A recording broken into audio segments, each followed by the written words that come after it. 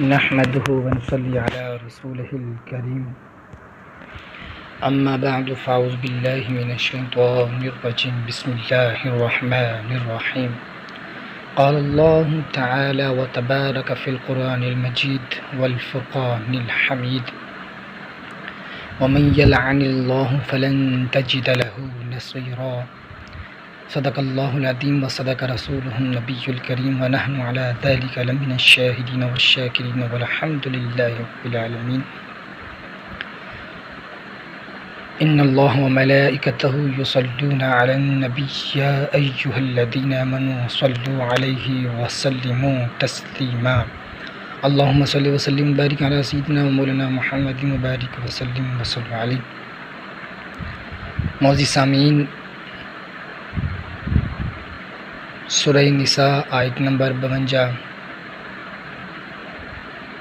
آیت پڑھنے کا شرف حاصل کیا. اللہ تعالیٰ سے دعا ہے مجھے حق سچ بیان کرنے اور اس پر ہم سب کو عمل کرنے کی توفیق عطا فرمائے. وَمَن يَلْعَنِ اللَّهُ فَلَن تَجِدَ لَهُ نَصِيرًا، اور جس پر اللہ لعنت کرے تو ہرگز تم اس کے لیے کوئی مددگار نہ پاؤ گے. رسول اللہ صلی اللہ علیہ وسلم دین حق لے کر آئے ہیں. جن لوگوں نے اسے دل و جان سے مان لیا اور عملی زندگی میں اس سے رہنمائی لی وہ دنیا و آخرت میں کامیاب و کامران ہیں، اور اس کے برعکس جو لوگ غرور، تکبر اور دنیا طلبی کی وجہ سے اسے نظر انداز کرتے رہے وہ اللہ اور اس کے رسول صلی اللہ علیہ وسلم کی لعنت کے حقدار ہیں.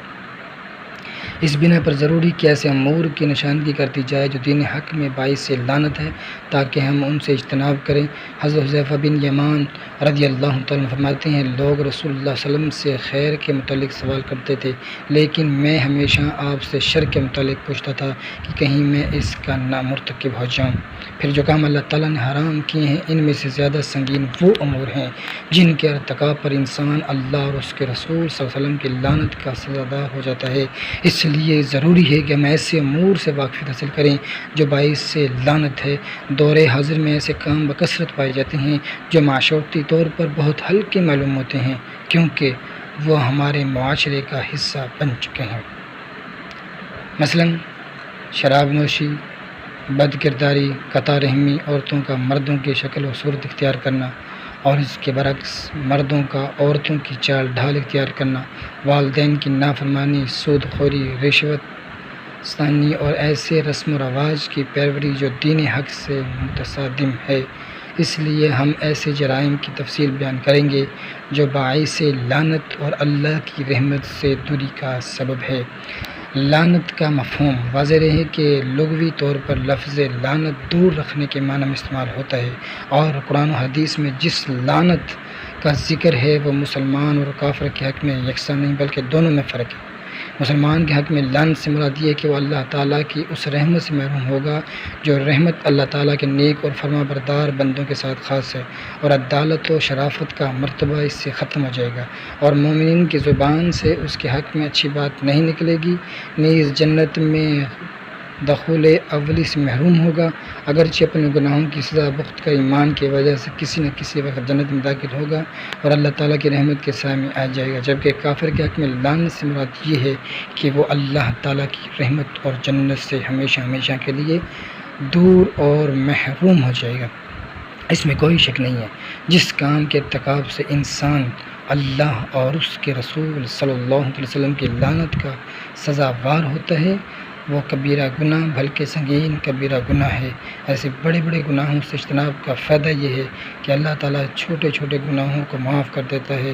ارشاد باری تعالیٰ ہے، إن تجتنبوا كبائر ما تنهون عنه نكفر عنكم سيئاتكم وندخلكم مدخلا كريما. تم اگر بڑے بڑے گناہوں سے بچتے رہے تو ہم تمہاری چھوٹی برائیوں کو نظر انداز کر دیں گے اور تمہیں عزت کی جگہ داخل کریں گے. حدیث مبارکہ میں لعن طعن کرنے سے ممنوعیت وارد ہوئی ہے. حضرت سمرہ بن جندب رضی اللہ تعالیٰ عنہ سے روایت ہے، وہ فرماتے ہیں کہ رسول اللہ صلی اللہ علیہ وسلم نے فرمایا، لا تلعنوا باللعنت اللہ ولا بغضب اللہ ولا بالنار، آپس میں ایک دوسرے پر اللہ کی لعنت، غضب و دوزخ کی بھکار نہ بھیجو. اس طرح ایک روایت میں رسول اللہ صلی اللہ تعالی علیہ وآلہ وسلم نے فرمایا، لعن طعن کرنے والا، کسی پر لعنت بھیجنے والا، فحش گوئی کرنے والا، بدتمیزی کرنے والا مومن ہے۔ حضور صلی اللہ علیہ وسلم نے اپنی امت کو کسی پر لعنت کرنے سے منع فرمایا، لیکن کچھ ایسے امور بھی ہیں جو شخص وہ کام کرتا ہے، اللہ اور اس کے رسول صلی اللہ علیہ وسلم نے خود ایسے لوگوں پر لعنت فرمائی ہے۔ ہم آج کے خطبہ جمعہ میں مختصر طور پر ایسے کاموں کی نشاندہی کرتے ہیں جو باعث لعنت ہیں، اور اللہ تعالیٰ کے حضور دعا گو ہیں کہ وہ ہمیں ان سے محفوظ رکھے۔ غیر اللہ کے نام پر ذبح، ایجاد بدعت کی پشت بنائی، والدین کو برا کہنا، زمین کی حد بندی کی نشانت کو مٹانا۔ حضرت علی رضی اللہ تعالیٰ نے حضور صلی اللہ علیہ وسلم سے 4 ایسے گناہوں کو نقل کیا ہے جو انسان کے لیے لعنت کا باعث ہے۔ حضرت ابو طفیل رحمۃ اللہ علیہ کہتے ہیں، ہم نے حضرت علی بن ابی طالب رضی اللہ عنہ سے عرض کیا، رسول اللہ صلی اللہ علیہ وسلم نے جو آپ کو راز کی باتیں بتائی ہیں وہ تو ہمیں بتائیے۔ تو آپ رضی اللہ تعالیٰ نے فرمایا، نبی کریم صلی اللہ علیہ وسلم لوگوں سے چھپا کر مجھے کوئی راز کی بات نہیں ارشاد فرمائی، لیکن میں نے آپ صلی اللہ علیہ وسلم کو ارشاد فرماتے ہوئے سنا، لعن اللہ من لعن ولدہ، جو اپنے والدین کو برا بلا کہے۔ والدین کو برا بلا کہنے کی 2 صورتیں ہیں، ایک یہ کہ صراحتاً واضح طور پر براہ راست والدین کو برا بلا کہے، اور دوسری صورت یہ ہے کہ کسی دوسرے شخص کے والدین کو برا بلا کہے جس کے جواب میں بدلہ لیتے ہوئے وہ اس کے والدین کو لعن طعن کرے۔ اللہ تعالیٰ نے اس شخص پر لعنت فرمائی ہے جو غیر اللہ کے نام پر ذبح کرے۔ غیر اللہ کے نام پر ذبح کرنے کا مطلب یہ کہ اللہ تعالیٰ کے علاوہ کسی اور کے نام پر جانور ذبح کیا جائے، جیسے کسی بت کے نام پر، یا حضرت موسیٰ علیہ السلام کے نام پر، یا کعبۃ اللہ کے نام پر، یہ حرام ہے۔ اس طرح جو جانور ذبح کیا جائے وہ حلال نہیں ہوتا، چاہے ذبح کرنے والا مسلمان ہو یا یہودی یا عیسائی۔ اور اللہ تعالیٰ لعنت فرمائی ہے، اللہ تعالیٰ نے لعنت فرمائی ہے اس شخص پر جو کسی بدعت کے ایجاد کرنے والے کو سہارا دے۔ بدعت کرنے والے کو سہارا دینا یعنی اس کی حمایت اور پشت پناہی کرنا بھی ایسے ہی گناہ اور لعنت کا سبب ہے جیسے کہ خود بدعت کا ارتکاب کرنا گناہ ہے۔ اور اللہ تعالیٰ نے اس شخص پر لعنت فرمائی ہے جو زمین کی حد بندی کے نشانات کو مٹائے۔ زمین کی حد بندی کے نشانات کو مٹانے کا مطلب یہ ہے کہ اپنی ملکیتی حدود میں تبدیلی کر کے دوسرے کی زمین کو اپنی ملکیت میں شامل کرنے کی کوشش کی جائے، گویا یہ دوسرے کی زمین پر ناحق قبضہ کرنے کی صورت ہے۔ اور حدیث شریف میں آتا ہے، جو دوسروں کی زمین میں ایک پلشت بھی ناحق لے گا، قیامت کے دن اس کی 7 زمینوں سے نکال کر اس کی گردن میں توق بنا کر ڈالا جائے گا۔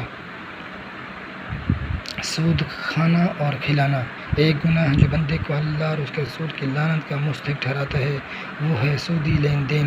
سود کھانا اور کھلانا ایسا کبیرہ گناہ اور باعث لعنت گناہ ہے کہ اللہ تعالیٰ نے اسے اپنے اور اپنے رسول کے ساتھ جنگ کرنا قرار دیتے ہوئے فرمایا، یا ایہا الذین آمنوا اتقوا اللہ وذروا ما بقی من الربا ان کنتم مؤمنین۔ اے ایمان والو، اگر تم ایمان والے ہو تو اللہ سے ڈرو اور جو سود باقی رہ گیا اسے چھوڑ دو۔ فَإِن لَّمْ تَفْعَلُوا فَأْذَنُوا بِحَرْبٍ مِّنَ اللَّهِ وَرَسُولِهِ، پھر اگر تم ایسا نہیں کرو گے تو اللہ اور اس کے رسول کی طرف سے لڑائی کا یقین کر لو۔ سود کھانے والوں کے لیے اللہ اور اس کے رسول صلی اللہ علیہ وسلم کی طرف سے اعلان جنگ ہے، اور یہ ایسی سخت وعید ہے جو کسی اور بڑے گناہ مثلاً زنا کرنے، شراب پینے کے ارتکاب پر نہیں دی گئی۔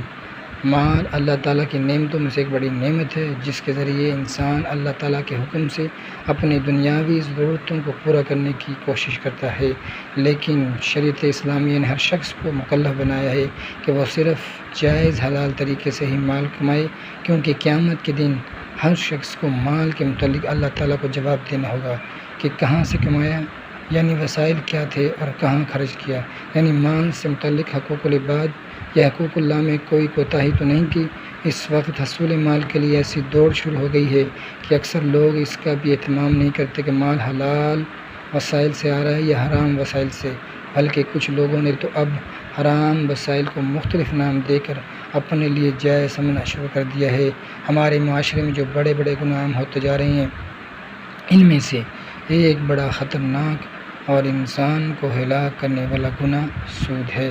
سود کی حرمت سود کی حرمت قرآن حدیث سے واضح طور پر ثابت ہے۔ اللہ تعالیٰ نے ارشاد فرمایا الذين يأكلون الربا لا يقومون إلا كما يقوم الذي يتخبطه الشيطان من المس ذلك بأنهم قالوا إنما البيع مثل الربا وأحل الله البيع وحرم الربا۔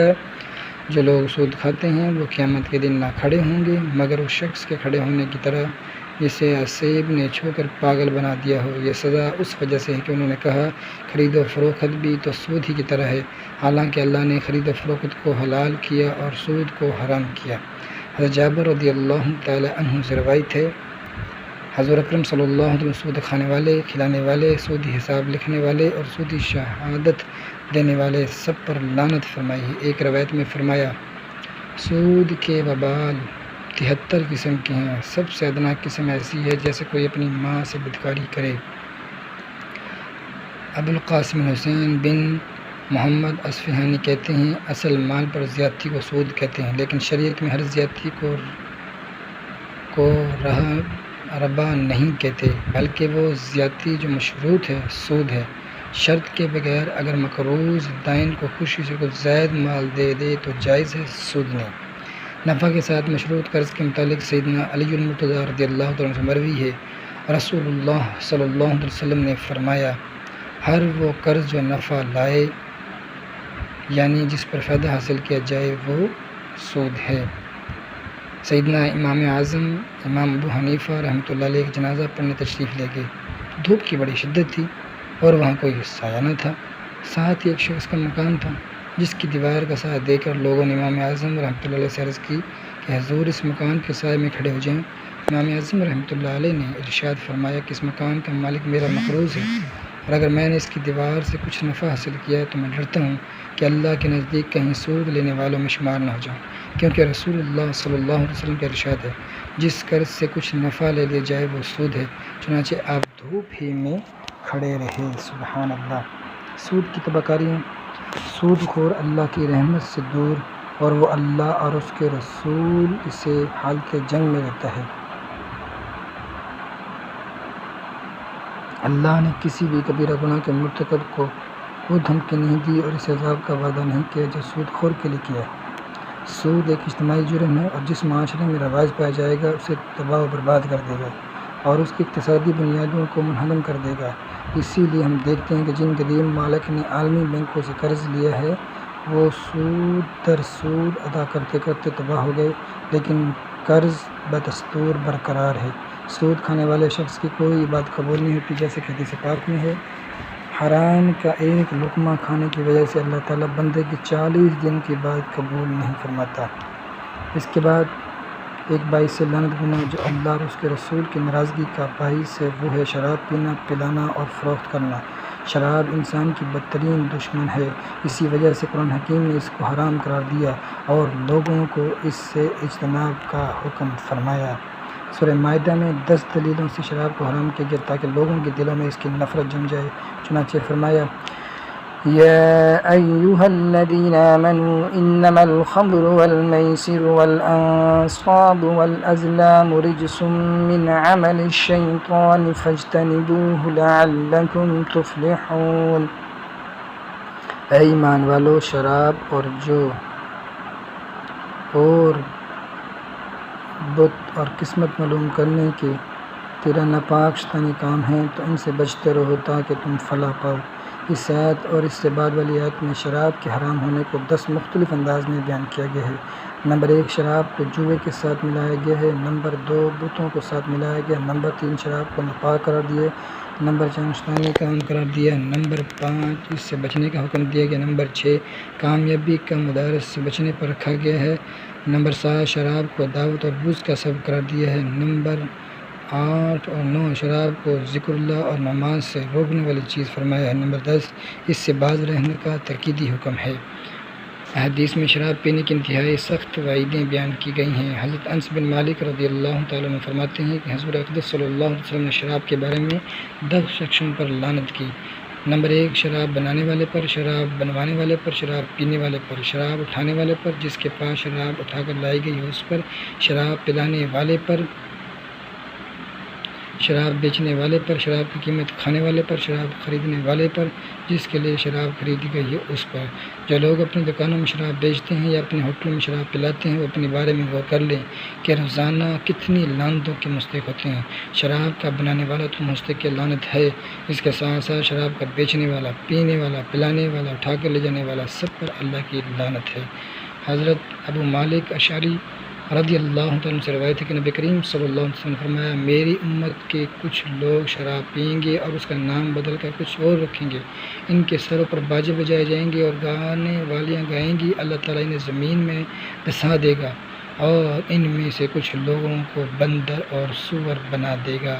آپ سوچتے ہوں گے کہ لوگ شرابیں پیتے ہیں لیکن کبھی بندر یا خنزیر تو نہیں بنے۔ یاد رہے کہ اس امت میں حقیقی مسخ تو نہیں ہوگا، یعنی حقیقی طور پر تو بندر اور خنزیر تو نہیں بنیں گے، لیکن اس امت میں معنوی مسخ ضرور ہوگا، اور آج یہ صورت پائی جا رہی ہے۔ وہ اس طرح کہ بندر کی خصلت ناچنا ہے اور خنزیر ایسا جانور ہے جو بے حیا ہوتا ہے، اور آج لوگ شرابیں پی کر بندروں کی طرح ناچتے ہیں اور خنزیروں کی طرح بے حیا ہو جاتے ہیں۔ حضرت ابو امامہ رضی اللہ عنہ سے روایت ہے کہ رسول اللہ صلی اللہ علیہ وسلم نے فرمایا، اللہ تعالیٰ فرماتا ہے، قسم ہے میری عزت کی، میرا جو بندہ شراب کے ایک گھونٹ بھی پیے گا بس اس کو اتنی ہی پی پلاؤں گا، اور جو بندہ میرے خوف سے چھوڑے گا میں اس کو حوض قدس سے پلاؤں گا۔ یہ حقیقت بار ثابت ہو چکی ہے کہ شراب کسی طرح معاشرتی تعلقات اور استحکام پر اثر انداز ہوتی ہے۔ شراب سے معاشرے میں جو اثرات مرتب ہوتے ہیں، شرابیوں میں زور زنجی یا غصے کے فوری عملے ان کے معاشرے میں لاتعداد تنازعات میں الجھائے رکھتے ہیں۔ آج متعدد طلاقیں اس نشے کے باعث واقع ہو رہی ہیں اور لاتعداد معطل طلاقیں معاشرے کے بنیادی ڈھانچے کو ہلا کر رکھ دیتی ہیں۔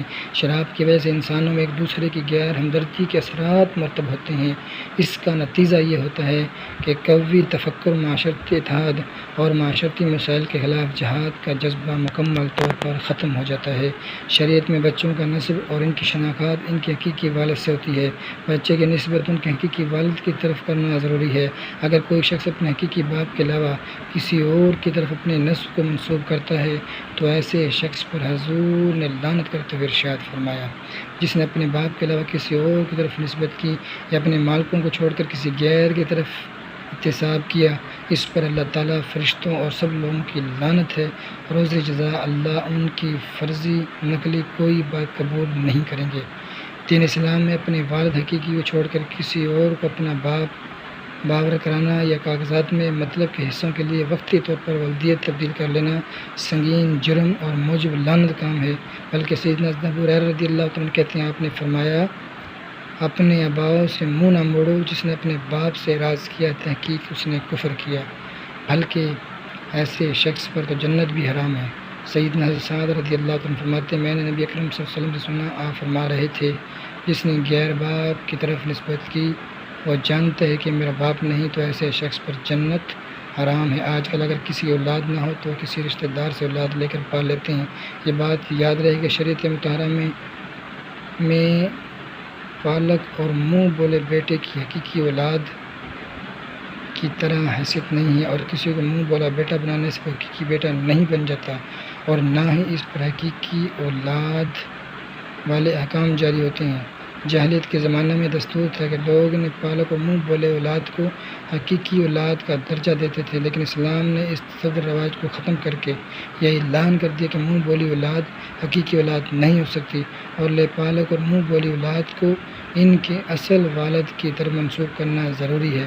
جب رسول اللہ صلی اللہ علیہ وسلم نے زید بن حارثہ رضی اللہ عنہ کو اپنا منہ بولا بیٹا بنایا اور لوگ ان کو زید بن محمد پکارنے لگے تو اللہ تعالیٰ نے یہ آیت نازل فرمائی، وَمَا جَعَلَ أَدْعِيَاءَكُمْ أَبْنَاءَكُمْ ذَلِكُمْ قَوْلُكُمْ بِأَفْوَاهِكُمْ وَاللَّهُ يَقُولُ الْحَقَّ وَهُوَ يَهْدِي السَّبِيلَ ادعوهم لآبائهم هو أقسط عند الله فإن لم تعلموا آباءهم فإخوانكم في الدين ومواليكم وليس عليكم جناح وَلَيْسَ عَلَيْكُمْ جُنَاحٌ فِيمَا أَخْطَأْتُمْ بِهِ وَلَكِنْ مَا تَعَمَّدَتْ قُلُوبُكُمْ وَكَانَ اللَّهُ غَفُورًا رَحِيمًا۔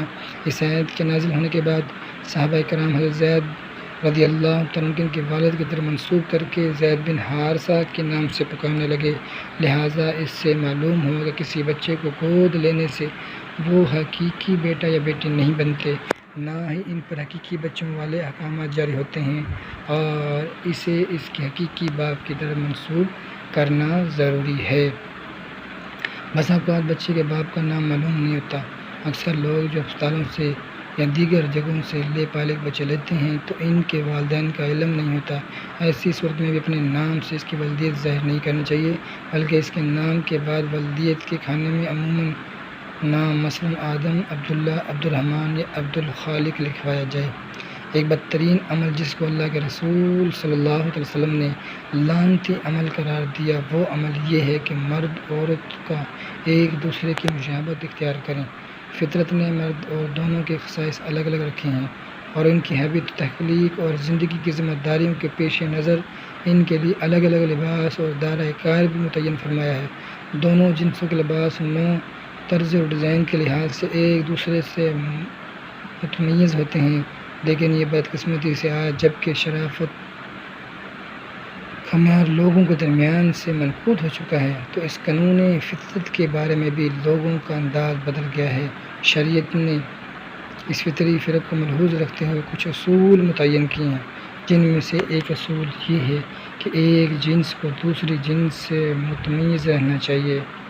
اسی لیے رسول اللہ صلی اللہ علیہ وسلم نے ایک جنس کو دوسرے جنس کی مشابہت سے سختی سے منع فرمایا۔ حضرت عبداللہ بن عباس رضی اللہ عنہ بیان کرتے ہیں، اللہ کے رسول صلی اللہ علیہ وسلم نے ان مردوں پر لعنت فرمائی ہے جو عورتوں کی مشابہت کرتے ہیں، یعنی عورتوں کی چال ڈھال اختیار کرتے ہیں، اور ان عورتوں پر لعنت فرمائی جو مردوں کی مشابہت کرتی ہیں۔ واضح رہے کہ ایک جنس کی دوسرے جنس سے مشابہت ایک عام حکم ہے جس میں لباس میں مشابہت، بات چیت میں مشابہت اور دیگر امور میں مشابہت کی داخل ہو۔ چنانچہ عورتوں کے لیے مردوں کے مشابہ لباس اور جوتے پہننا اور مردوں کے لیے عورتوں کے مشابہ لباس اور جوتے پہننا حرام ہے۔ نبی کریم صلی اللہ علیہ وسلم ارشاد فرماتے ہیں، 3 افراد ایسے ہیں جنت میں داخل نہیں ہوں گے، ایک وہ مرد جو عورتوں جیسا لباس پہنے، اور دوسری وہ عورت جو مرد جیسا لباس پہنے، اور دیوس۔ قوم لوط کا ایک گناہ جن سے مخالف کی مشابہت اختیار کرنا بھی تھا۔ علامہ قرطبی رحمۃ اللہ علیہ نے قوم لوط کی ہلاکت کے جو اسباب اور گناہ ذکر کیے ہیں ان میں سے ایک یہ بھی تھا کہ لباس پہننے میں ان کے مرد عورتوں کی اور عورت مردوں کی مشابہت اختیار کرتے تھے۔ اس قوم کے مرد عورتوں جیسا لباس پہنتے اور عورت مردوں جیسا لباس پہنتیں۔ آپ نے مخالف جنس کی مشابہت اختیار کرنے والے مرد عورت کو بدترین مرد عورت قرار دے دیا۔ تمہاری بدترین عورتیں وہ ہیں جو تمہارے مردوں کی مشابہت اختیار کرتی ہیں، اور تمہارے بدترین مرد وہ ہیں جو تمہاری عورتوں کی مشابہت اختیار کرتے ہیں۔ ویسے تو مسلمان کو اسلامی لباس ہی پہننا چاہیے، لیکن آج کل مسلمان مردوں میں لباس عام ہو چکا ہے، اس لیے عورتوں کو جائز نہ ہوگا کہ وہ پینٹ شرٹ اور کرتا وغیرہ پہنیں، اور مرد شوق، سرخ رنگ اور دیگر عورتوں کی واضح کے لباس نہ پہنیں، اور عورتوں کے لیے تیار کیے جانے والے چھینٹ اور چھاپے دار کپڑے مرد نہ پہنیں۔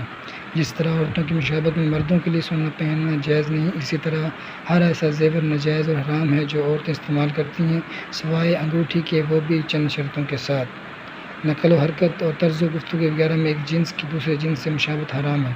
عورتوں کے لیے اپنے بالوں کو اس طرح کاٹنا منع ہے جس طرح مرد اپنے بالوں کی تراش خراش کرتے ہیں، اور مردوں کے لیے کندھوں سے نیچے بال رکھنا شرعاً ناجائز گناہ ہے۔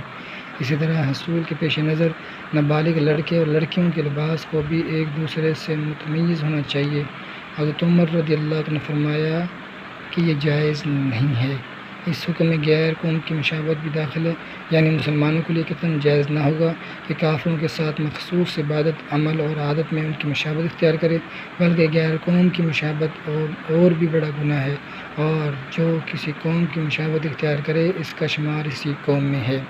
اللہ تعالیٰ نے بنی نوع انسان مرد و زن کو بہت خوبصورت پیدا کیا ہے، لیکن کچھ لوگ بالخصوص خواتین ایسی ہیں جو مصنوعی خوبصورتی کے لیے اللہ کی خلقت میں تبدیل کرتی ہیں، جو اللہ تعالیٰ کی انتہائی ناپسند ہے۔ چنانچہ کچھ عورتیں خوبصورتی کے لیے کام کرتی ہیں، اپنے چھوٹے بالوں کے ساتھ لمبے بال پابند کرتی ہیں، جسم کے کسی حصے میں سرما بھر کر اسے خوبصورت بنانے کی کوشش کرتی ہیں، اور یہی کام کاج مرد بھی کرتے ہیں کہ جسم میں ٹیٹو بنواتے ہیں، دانتوں کو ریتی کے ساتھ باریک کرتے ہیں، بھوؤں کو بال صاف کر کے انہیں باریک کرتی ہیں، چونکہ یہ حرکت اللہ کی خلقت میں تبدیلی کا باعث ہے، اس لیے اللہ تعالیٰ نے یہ کام کرنے والی عورت پر لعنت کی ہے۔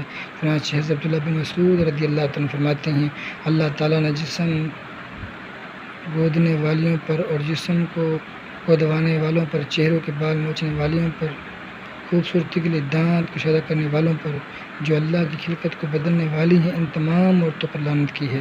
پھر میں بھی کیوں نہ ان عورتوں پر لعنت بھیجوں جن پر رسول اللہ صلی اللہ علیہ وسلم نے لعنت کی ہے، اور یہ اللہ تعالیٰ کی کتاب میں بھی موجود ہے۔ اس حدیث میں ذکر کیا گیا ہے کہ ان پر اللہ کی لعنت ہے۔ واشمہ، جو عورت کسی دوسری عورت کی ہتھیلی پر یا پشت پر، کلائی پر یا بدن کی کسی اور جگہ پر سونج بو کر خون نکالے، پھر اس خون کو پونچھ دے اور سوئی سے کیے ہوئے ان باریک سوراخوں میں سرما یا چونا بھر دے اور اسے کوئی عبارت لکھی جائے یا کوئی تصویر بنائی جائے، تو ایسی عورت کو اردو میں گودنے والی اور عربی میں واشمہ کہتے ہیں، اور جس عورت کے بدن کے کسی حصے پر سیل کیا جائے، اس عورت کو عربی میں مستوشمہ کہتے ہیں، اور اگر کوئی عورت یہ کام کروائے تو اس کو مستوسمہ کہتے ہیں۔ یہ عمل کرنا حرام ہے اور یہ عمل کروانا بھی حرام ہے۔ اگر کسی کم سن بچی نے اس عمل کو طلب کیا تو اس کا گناہ گودنے والی پر ہوگا، بچی پر نہیں ہوگا، کیونکہ وہ کم سن اور نابالغہ ہونے کی وجہ سے مکلفہ نہیں ہے۔ پھر اس حدیث میں فرمایا، یہ اللہ کی لعنت ہے، اس سے مرد روڑتے ہیں جو چہرے کو بالوں کو نوچ کر اکھاڑتے ہیں، یہ عمل بھی حرام ہے، سوائے اس صورت کے جب عورت کے چہرے پر داڑھی اگ جائے یا اس کے چہرے پر مونچھیں اگ جائیں، تو اس صورت میں داڑھی یا مونچھوں کو اکھاڑنا حرام نہیں ہے، بلکہ ہمارے نزدیک مستحب ہے، اور معاملت صرف بھوؤں میں ہے یا چہرے کی طرف یعنی گالوں اور رخساروں پر اگے بالوں پر ہے۔ اس حدیث میں ایک لفظ آیا ہے، اس کا معنی ہے سامنے کے 4 دانتوں میں کشادگی کرنا۔ حسن اور زیبائش کے لیے دانتوں میں کشادگی کرانا، یہ قید اس لیے لگائی گئی ہے، اس سے مراد حسن اور زیبائش کے لیے دانتوں میں کشادگی کروانا، لیکن اگر علاج کی غرض سے دانتوں میں کشادگی کرائی جائے یا دانتوں میں کوئی عیب ہے جس کی وجہ سے دانتوں میں کشادگی کرائی جائے تو پھر کوئی حرج نہیں۔ پاک دامنی بہت بڑی صفت ہے۔ پاک دامن شخص اللہ تعالیٰ کا محبوب ترین شخص ہے، اور اسلام میں پاک دامنی کی طرف بلاتے ہوئے ہر قسم کی آوارگی سے سختی کے ساتھ منع کرنا ہے۔ اگر کسی کے ساتھ بدفعلی کی جائے تو یہ عمل قوم لوط کا عمل کہلاتا ہے۔ دنیا میں سب سے پہلے بدفعلی شیطان نے کروائی، وہ حضرت لوط علیہ السلام کی قوم میں خوبصورت لڑکے کی شکل میں آیا۔ ان لوگوں نے اپنی جانب مائل کیا کہ وہ بدفعلی کروانے میں کامیاب ہو گیا، لوگ اس برے کام کے عادی ہو گئے۔ وہ قوم اس قدر بے حیا اور اس ہوس پرست تھی کہ اپنی عورتوں کو چھوڑ کر حلال اور جائز کے بجائے لڑکوں کے ساتھ بدفعلی کیا کرتے تھے۔ اس فعل بد کی وجہ سے عذاب الہی نازل ہوا اور قوم لوط کی بستی الٹ دی گئی، اور اللہ تعالیٰ نے ان پر سخت ترین عذاب نازل کیا۔ اور رسول اللہ صلی اللہ علیہ وسلم نے فرمایا، مجھے اپنی امت سے سخت ڈر ہے کہ کہیں وہ قوم لوط والے برے فعل میں مبتلا نہ ہو جائے۔ آپ نے اس بےہودہ فعل کی شدید مذمت فرمائی، اور شریعت مطہرہ میں یہ کبیرہ گناہ کرنے والے پر لعنت کی گئی۔ آپ نے فرمایا، اللہ تعالیٰ نے ایسے شخص پر لعنت کی جس نے قوم لوط والا عمل کیا۔